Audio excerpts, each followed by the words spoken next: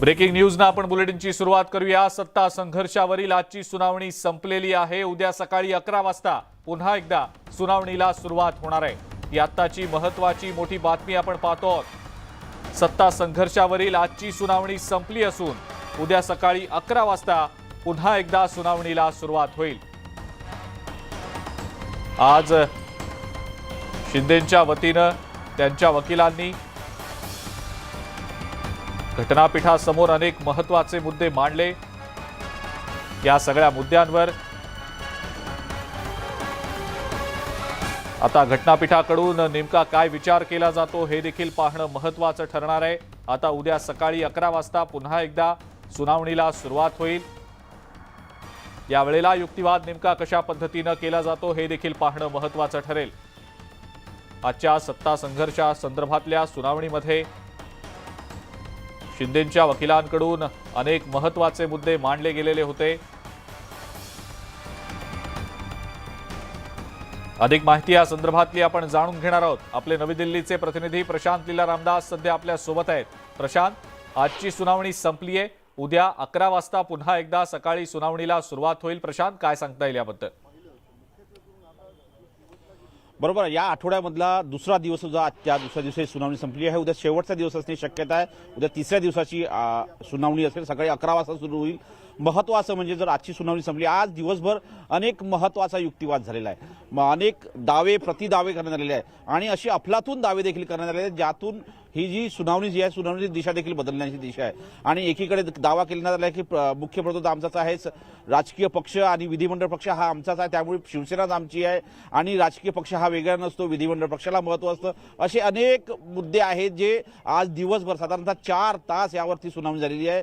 Neeraj Kishan Coal यांनी युक्तिवाद केलेला आहे या संपूर्ण, आणि जो कपिल सिब्बल यांनी युक्तिवाद केला तो त्यांचे दावे खोडून काढण्याचं काम नीरज किशोर कोल यांनी केलं आहे। या संदर्भात चर्चा करण्यासाठी माझ्यासोबत ॲडव्होकेट राज पाटील आहे, जे संपूर्ण दिवसभर या संपूर्ण प्रकरणावरती लक्ष ठेवून होते आणि कोणी कसे दावे केले याची त्यांनी माहिती देतील आपल्याला। मला सांगा राज पाटील जी, आज प्रमुख मुद्दे काय होते आजच्या सुनावणीच्या दरम्यान? जवळपास 4 तासाच्या सुनावणी होते।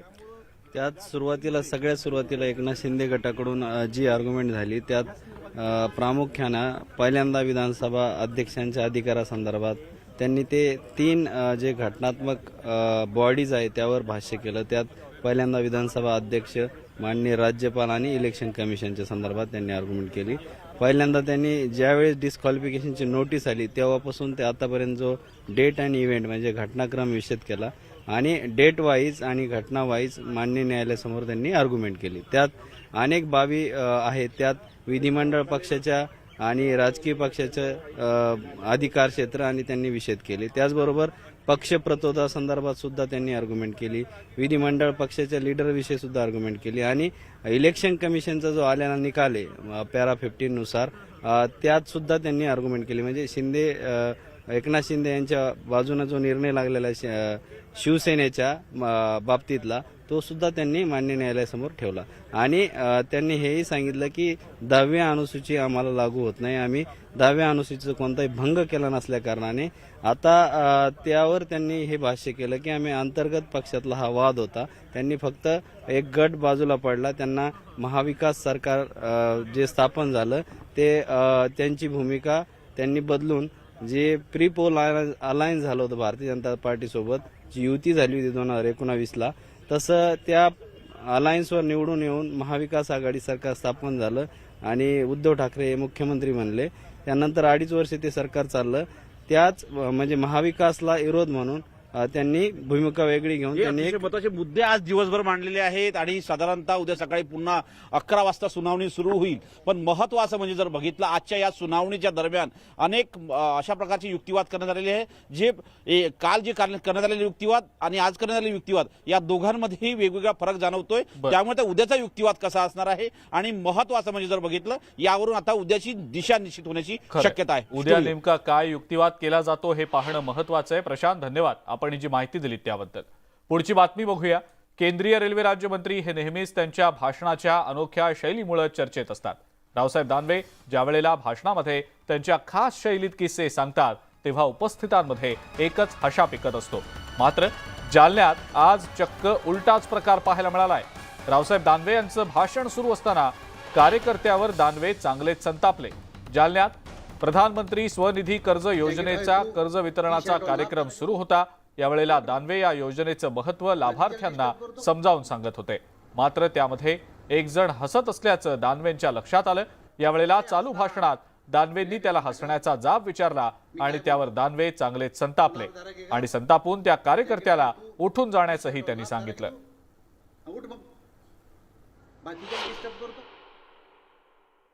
हे हसणारा बिड्या प्यायला आला का?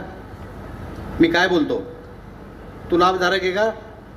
जॅकेट तू टी शर्टवर लाभधारक आहे तू? उठ मग, बाकीच्याला डिस्टर्ब करतो।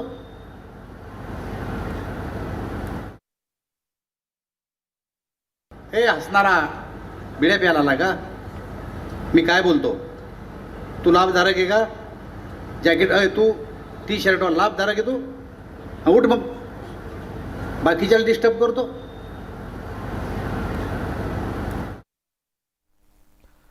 जालन्यामध्ये केंद्रीय रेल्वे राज्यमंत्री रावसाहेब दानवेंच्या हस्ते प्रधानमंत्री स्वनिधी योजनेअंतर्गत कर्जाचं वितरण करण्यात आलं।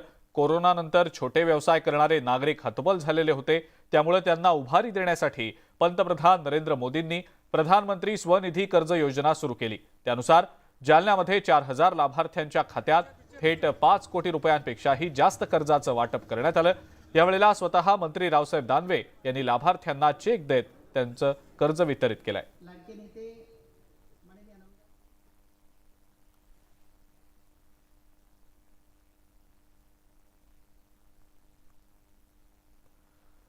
संजय राऊतांच्या एका वक्तव्यानंतर विधिमंडळातल्या दोन्ही सभागृहांमध्ये जोरदार खडाजंगी उडाल्याचं पाहायला मिळालं होतं। पाहूयात या संदर्भातल्या बातम्या। मंडळ चोर मंडळ, विधिमंडळ नाही चोर मंडळ आहे। अध्यक्ष महोदय, महाराष्ट्र द्रोह अध्यक्ष महोदय आशिष शेलार, तुम्ही म्हणताय त्या मताशी मी सहमत आहे। खरंच असं म्हटलं का नाही हे एकदा तपासून पाहण्याची गोष्ट आहे। त्यांनी सरळ म्हटलंय विधिमंडळ नव्हे चोर मंडळ। हे भंपक खोटारडे लोक आहेत। आपण एकमेकावर आरोप करू शकतो दादा, पण एकमेकाला चोर म्हणू शकतो, चोर मंडळ म्हणू शकतो। जरूर ते बोललेले असतील तर त्या संदर्भामध्ये योग्य तो निर्णय विधिमंडळाने घेतला पाहिजे। जे काय कोणी चोर मंडळ म्हटलं असेल तर ते आम्हाला मान्य नाही। हा अधिकारच कोणी दिला या मंडळ या माणसाला? आपण सर्व कामकाज बाजूला असून पहिले या विषयात निर्णय घ्यावा। हा अधिवेशन संपायच्या आत या बाबतीतला निर्णय घेण्याचे आपण निर्देश हक्कभंग समितीला द्यावे। 41 चोरांची मतं घ्यायची, राज्यसभेमध्ये जायचं। संजय राऊतांनी काय ठेका घेतलाय का कोणालाही टुचायचा? 2024ला याचा हिशोब केला जाईल सगळ्यांचा। विधिमंडळाबाबत संजय राऊतांनी आक्षेपार्ह विधान केल्यानंतर दोन्ही सभागृहांमध्ये गोंधळाचं वातावरण पाहायला मिळालं। या विरोधात शिवसेना आणि भाजपानं आक्रमक भूमिका घेतली असून राऊतांच्या वक्तव्याच्या विरोधात हक्कभंग दाखल करण्याची मागणी यावेळेला करण्यात आली। या संदर्भात भाजपचे आमदार अतुल भातखळकर यांनी विधानसभा अध्यक्षांना पत्र दिल्यानंतर राऊतांच्या विरोधात हक्कभंग दाखल करण्यात आलेला आहे। याच अधिवेशनामध्ये या संदर्भातला प्रस्ताव मंजूर केला जाणार असून त्या संदर्भातली जी मागणी आहे ती सातत्यानं भाजप आणि शिवसेनेकडनं केली गेलेली होती। संजय राऊत यांच्या विरोधात हक्कभंग दाखल करण्यात आलेला असून याचे पडसाद विधिमंडळाच्या दोन्ही सभागृहांमध्ये उमटल्याचं पाहायला मिळालंय। या मंडळाला चोर मंडळ म्हणायचं।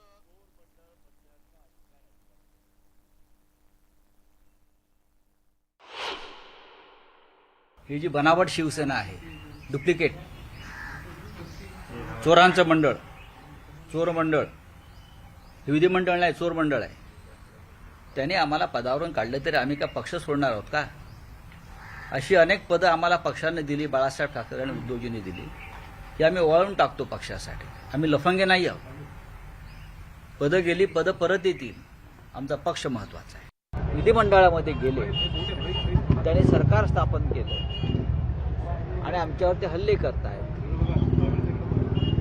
विधिमंडळाच्या बाहेर त्यांचा उल्लेख चोर असा केला जातो, दरोडेखोर केला जातो। काल आपण बच्चू कडू यांना जेव्हा अडवलं तेव्हा इथं लोकभावना त्यांना उद्देशून मी म्हटले की ज्यांनी बेईमानी केली, ज्यांनी गद्दारी केली, ह्या लोकांनी विधिमंडळाचं अशा प्रकारे रूपांतर केलेलं आहे। चोऱ्या करून जे आतमध्ये गेले अशा प्रकारे ते स्वतः चोर आहेत आणि त्यांच्यामुळे विधिमंडळाची बदनामी होते चोर मंडळ म्हणून ते थांबायला पाहिजे. विधानमंडळ अशा प्रकारे अपमान खपवून घेणार नाही. अशा प्रकारे विधानमंडळाचा अवमान हा काय वाटेल ते झालं तरी खपवून घेतला जाणार नाही, हे देखील या ठिकाणी आलं पाहिजे. आणि म्हणून माझी आपल्याला विनंती आहे, काय निर्णय आपल्याला घ्यायचा असेल तो आपण घ्या, पण मी वैयक्तिक या ठिकाणी अत्यंत मनापासून अध्यक्ष महोदय याबद्दल नाराजी व्यक्त करतो, या वक्तव्याबद्दल, या वक्तव्याचा निषेध करतो. आणि अशा प्रकारचं वक्तव्य करणाऱ्यांवर विधानमंडळ नेमकं काय कारवाई करणार आहे हे जनता पाहत राहील, एवढंच आपल्याला सूचित करतो. मांडे लवकर येले, दखल घेतलेली आहे आणि दाखल करून घेतली. कारवाईची काय तुमची अपेक्षा? कारवाई करायची, त्याला अटक करायचं, नाहीतर समोर आणायचं आणि जे काय नियम आहे त्याप्रमाणे करायचं. चल, अटक करण्याची मागणी तुम्ही करा. होय, माझं पण ऐकलं पाहिजे. आम्ही सगळं मान्य उपमुख्यमंत्र्यांचं ऐकलं. आम्ही काही या विषयाचं समर्थन केलेलं नाही, या विषयाचं समर्थन केलेलं नाही, या विषयाचं समर्थन केलेलं नाही. संजय राऊत साहेबांच्या विषयी जर हक्कभंग असेल तर मला असं वाटतं याची तपासणी करावी आणि आपल्या नियमाप्रमाणे कारवाई करावी. आम्ही या संजय राऊत साहेबांच्या विधानाचं समर्थन केलेलं नाही. तुम्ही याची तपासणी करा, रीतसर कारवाई करा, आमचं काय म्हणणं नाही. अधिवेशन सुरू झाल्यापासून सत्ताधाऱ्यांनी संजय राऊतांच्या विरोधात आक्रमक पवित्रा घेतलाय. सभागृहाला उज्ज्वल परंपरा आहे असं सांगत संजय राऊतांच्या वक्तव्याच्या विरोधात त्यांच्यावर हक्कभंग आणावा असा प्रस्ताव आणण्यात आला. विधानसभा अध्यक्ष राहुल नार्वेकर यांनी या प्रकरणी चौकशीचे आदेशही दिलेत. संजय राऊतांच्या वक्तव्याची पडताळणी हक्कभंग समितीकडनं केली जाईल आणि त्यानंतर 8 मार्चला याबाबत निर्णय जाहीर केला जाईल असं नार्वेकरांनी स्पष्ट केलं. या प्रकरणी सखोल चौकशी होणे अत्यंत आवश्यक आहे, कारण सभागृहाच्या तसेच सभागृहाच्या सन्माननीय सदस्यांचा विशेष अधिकारांचे संरक्षण करणे ही माझी संविधानिक जबाबदारी आहे. सबब प्रकरणी 2 दिवसात चौकशी करून बुधवार दिनांक 8 मार्च 2023 रोजी मी सभागृहास याबाबतचा पुढचा निर्णय जाहीर करीन. खासदार संजय राऊत पुन्हा एकदा अडचणीत सापडण्याची शक्यता आहे. शिवसेना आणि भाजपवर टीका करताना राऊतांची जीभ घसरली आहे आणि राऊतांनी विधिमंडळाचा चोर मंडळ असा उल्लेख केला. विधिमंडळ पक्ष म्हणजे शिवसेना नाही, ही बनावट शिवसेना आहे, ते डुप्लिकेट चोर मंडळ आहे, विधिमंडळ नाही असा हल्लाबोल राऊतांनी केला. त्यांच्या या वक्तव्यावर मोठा गदारोळ झाल्यानंतर आपल्या वक्तव्याचा विपर्यास केल्याचं स्पष्टीकरण राऊतांनी दिलं. तसंच गद्दारी करणाऱ्यांच्या बाबतीत आपलं वक्तव्य असून विधिमंडळाचा कधीच अपमान केलेला नाही असंही राऊतांनी सांगितलं.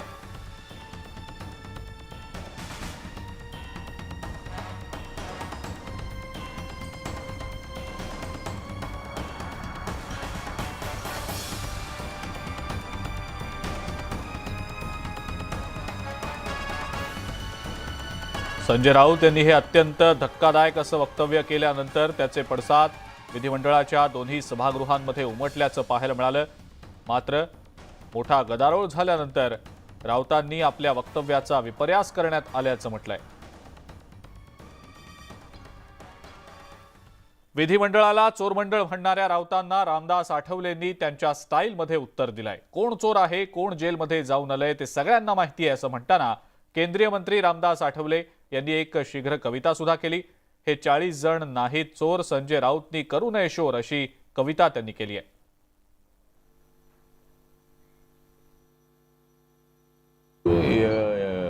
संजय राऊत जे आहे ते कोण चोर आहे हे सगळ्यांनी पाहिलेलं आहे, कोण जेलमध्ये जाऊन आलेलं आहे ते सगळ्यांनी पाहिलेलं आहे. त्यामुळं विधिमंडळाला चोर म्हणणं, 40 चोर म्हणणं ही गोष्ट अजिबात बरोबर नाही आहे. हे चोर नाही आहेत आणि हे नाही चोर, हे 40 जण नाही चोर आणि संजय राऊतनी करू नये शोर. अशा त्याने जरी किती शोर केला तरी ते हिम्मतवाले अशा पद्धतीचे ते 40 आमदार आहेत. उद्धव ठाकरे यांना चॅलेंज देऊन ते बाहेर पडलेले नाही आहे. उलट उद्धव ठाकरे आणि संजय राऊत यांनाच त्यांनी शिवसेनेतून बाहेर गेलेला आहे. ते शिवसेनेतून बाहेर पडलेले तर नाही. त्यामुळं त्यांचा निकाल जो आलेला आहे, त्यांच्या बाजूने निकाल आलेला आहे. सुप्रीम कोर्टामध्येही एकनाथ शिंदे यांच्या बाजूनच निकाल लागेल असा. अर्थसंकल्पीय अधिवेशनाला सुरुवात होण्याआधी सत्ताधाऱ्यांकडनं चहापानाचं आयोजन करण्यात आलेलं होतं. यावेळेला चहापानावर बहिष्कार टाकणाऱ्या विरोधकांचा मुख्यमंत्र्यांनी देशद्रोही असा उल्लेख केला होता. यावरून आता विरोधक आक्रमक झालेत. चोर मंडळ म्हणणाऱ्या संजय राऊतांच्या विरोधात हक्कभंग येऊ शकतो, तर विरोधकांना देशद्रोही म्हणणाऱ्यांच्या विरोधात कारवाई करणार का, असा सवाल ठाकरे गट आणि काँग्रेसकडून विचारण्यात आलाय.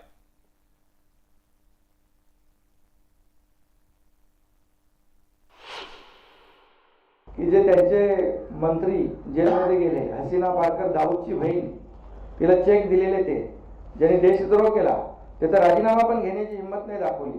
बरं झालं ते त्यांचे साथीदार अजित पवार आहेत, त्यांच्याबरोबर चहा पिण्याची वेळ आमची टळली. बरं झालं.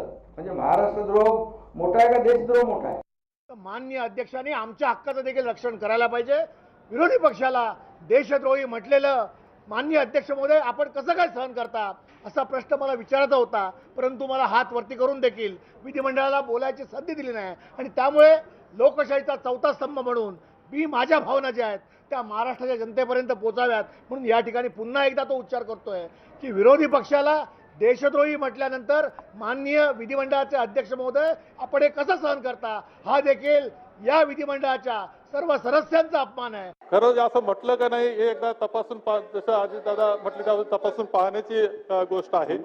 खरं आता सध्याच्या काळामध्ये शब्दाचा वापर हा बऱ्याच वेळा दोन्ही बाजूने जो होतो तो अत्यंत दुर्दैवी आहे. विरोधी पक्षातल्या सदस्यांना देशद्रोही म्हणणं सुद्धा चुकीचं आहे, हे सुद्धा लक्षात घेतलं पाहिजे. शब्दाचा वापर सगळ्यांनीच व्यवस्थित केला पाहिजे हे मी या निमित्तानं आपल्या सगळ्यांना सांगतो. जे काय कोणी चोर मंडळ म्हटलं असेल तर ते आम्हाला मान्य नाही. सलग 3 वर्ष भारत सरकारचा स्वच्छता सर्वेक्षण अभियानांतर्गत पुरस्कार घेणाऱ्या रत्नागिरीतल्या खेड नगरपालिकेत आता कचरा प्रश्नानं चांगलाच पेट घेतलाय. शहरात ज्या ठिकाणी कचरा टाकला जातोय त्या डम्पिंग ग्राउंडमध्ये कचरा जाळला जातो आणि त्यामुळे निर्माण होणाऱ्या धुरामुळे परिसरातल्या नागरिकांचं आरोग्य धोक्यात आलंय. अनेक नागरिक आजारी पडतायत, तर अनेक जण खिडक्या दरवाजे बंद करून सुद्धा त्यांना प्रदूषणाचा सामना करावा लागतोय. त्यातच खेड नगरपालिकेचा घनकचरा व्यवस्थापन प्रकल्प गेल्या 7 वर्षांपासून रखडल्यामुळे आता नागरिक आक्रमक झाले असून डम्पिंग ग्राउंडच्या गेटलाच नागरिकांनी कुलूप ठोकलंय.